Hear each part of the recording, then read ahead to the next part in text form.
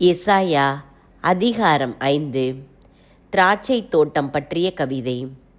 என் நண்பரை குறித்து கவி பாடுவேன். என் அன்பரின் திராட்சை தோட்டத்தை பற்றி காதல் பாட்டொன்று பாடுவேன். செழுமை மிக்கதொரு குன்றின் மேல் என் நண்பருக்கு திராட்சை தோட்டம் ஒன்றிருந்தது. அவர் அதை நன்றாக கொத்தி கிளறி கற்களை களைந்தெடுத்தார். நல்ல இன திராட்சை செடிகளை அதில் நட்டு வைத்தார். இவற்றை காக்கும் பொருட்டு கோபுரம் ஒன்றை கட்டி வைத்தார். திராட்சை பழம் பிழிய ஆலை ஒன்றை அமைத்தார். நல்ல திராட்சை குலைகள் கிட்டுமென எதிர்பார்த்து காத்திருந்தார். மாறாக காட்டு பழங்களையே அது தந்தது. இப்பொழுது என் நண்பர் சொல்கிறார், எருசலேமில் குடியிருப்போரே, யூதாவில் வாழும் மனிதரே, எனக்கும் என் திராட்சை தோட்டத்திற்கும் இடையே நீதி வழங்குங்கள். என் திராட்சை தோட்டத்திற்கு செய்யாது நான் விட்டுவிட்டதும் இனி செய்யக்கூடியதும் ஏதும் உண்டோ? நற்கனிகளை தரும் என்று நான் காத்திருக்க காட்டுப்பழங்களை அது தந்ததென்ன? என் திராட்சை தோட்டத்திற்கு செய்யப்போவதை உங்களுக்கு நான் அறிவிக்கிறேன், கேளுங்கள். நானே அதன் வேலியை பிடுங்கி எறிவேன். அது தீக்கிரையாகும். அதன் சுற்றுச்சுவரை தகர்த்தெறிவேன். அது மிதியுண்டு போகும். நான் அதை பாழாக்கி விடுவேன். அதன் கிளைகள் நறுக்கப்படுவதில்லை. களையை அகற்ற மண் கொத்தப்படுவதும் இல்லை. நெருஞ்சியும் முட்புதர்களுமே அதில் முளைக்கும். அதன் மீது மழை பொழியாதிருக்க மேகங்களுக்கு கட்டளையிடுவேன். படைகளின் ஆண்டவரது திராட்சை தோட்டம் இஸ்ரேல் குடும்பத்தாரே, அவர் ஆர்வத்துடன் நட்ட கன்று யூதா மக்களே. நீதி விளையும் என்று எதிர்நோக்கி இருந்தார், ஆனால் விளைந்ததோ இரத்தப்பழி. நேர்மை தழைக்கும் என்று காத்திருந்தார், ஆனால் தழைத்ததோ முறைப்பாடு. மக்களின் தீச்செயலும் தண்டனை தீர்ப்பும். வீட்டோடு வீடு சேர்ப்பவர்களே, வயலோடு வயல் இணைத்து கொள்பவர்களே, உங்களுக்கு ஐயோ கேடு.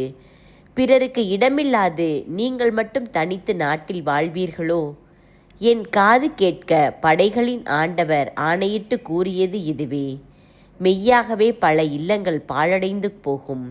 அழகு வாய்ந்த பெரிய மாளிகைகள் தங்குவதற்கு ஆள் இல்லாமற் போகும். ஏனெனில் 10 ஏக்கர் திராட்சை தோட்டம் 1 குடம் ரசம்தான் கொடுக்கும். 10 களம் விதை விதைத்தால் 1 களமே விளையும். விடியற் காலையிலே விழித்தெழுந்து போதை தரும் மதுவை நாடி அலைந்து இரவு வரை குடித்து பொழுதை போக்குகிறவர்களுக்கோ ஐயோ கேடு. அவர்கள் கேளிக்கை விருந்துகளில் கிண்ணரம், வீணை, தம்புரு, மதுபானம் இவையெல்லாம் உண்டு. ஆனால் ஆண்டவரின் செயல்களை அவர்கள் நினைவு கூர்வதில்லை. அவருடைய கைவினைகளை நோக்கி பார்ப்பதும் இல்லை. ஆதலால் அறியாமையால் என் மக்கள் நாடு கடத்தப்படுகின்றார்கள். அவர்களில் பெருமதிப்பிற்குரியோர் பசியால் மடிகின்றார்கள். பொதுமக்கள் தாகத்தால் நாவறண்டு போகின்றார்கள். ஆதலால் பாதாளம் தன் வாயை அளவு கடந்து பிளந்துள்ளது. தன் பசியை பெருக்கி இருக்கிறது. எருசலேமின் உயர்குடி மக்கள், பொதுமக்கள், திரள் கூட்டத்தார், அதில் களியாட்டம் புரிவோர் ஆகியோர் ஒருங்கே அதனுள் இறங்குவார்கள். மனிதர் தலை குனிவர், மானிட மைந்தர் தாழ்வுறுவர். இருமாப்பு கொண்டோரின் பார்வை தாழ்ச்சியடையும். ஆனால் படைகளின் ஆண்டவர் தம் நீதியால் உயர்ந்திருப்பார். தூயவராம் இறைவன் தம் நேர்மையால் தம்மை தூயவராக வெளிப்படுத்துவார். அப்பொழுது ஆட்டுக்குட்டிகள் தங்கள் மேய்ச்சல் நிலத்தில் மேய்வது போல மேயும். வெள்ளாட்டு குட்டிகளும் இளம் கன்றுகளும் பாலடைந்த இடங்களில் மேயும். பொய்மை என்னும் கயிறுகளால் தீச்செயலை கட்டி இழுத்து வண்டியை கயிற்றால் இழுப்பது போல பாவத்தையும் கட்டி இழுப்பவர்களுக்கு ஐயோ கேடு. நாங்கள் பார்க்கும்படி அவர் விரைவாய் வந்து தம் வேலையை துரிதமாய் செய்யட்டும். நாங்கள் அறியும்படி இஸ்ரேலின் தூயவர் தம் நோக்கத்தை வெளிப்படுத்தி அதை நிறைவேற்றட்டும் என்று சொல்கிறவர்களுக்கு ஐயோ கேடு. தீமையை நன்மை என்றும் நன்மையை தீமை என்றும் சொல்லி இருளை ஒளியாக்கி ஒளியை இருளாக்கி கசப்பை இனிப்பாக்கி இனிப்பை கசப்பாக்குகிறவர்களுக்கு ஐயோ கேடு. தங்கள் பார்வையில் ஞானிகள் என்றும் தங்கள் கணிப்பில் கூர்மதி வாய்ந்தவர்கள் என்றும் தங்களையே கருதுபவர்களுக்கு ஐயோ கேடு. திராட்சை ரசம் குடிப்பதில் தீரர்களாகவும் மதுபானம் கலப்பதில் திறமைசாலிகளாகவும் இருப்பவர்களுக்கு ஐயோ கேடு. அவர்கள் கையூட்டு வாங்கி கொண்டு குற்றவாளியை நேர்மையாளர் என தீர்ப்பிடுகின்றார்கள். குற்றமற்றவருக்கு நீதி கிடைப்பதை தடை செய்கின்றார்கள்.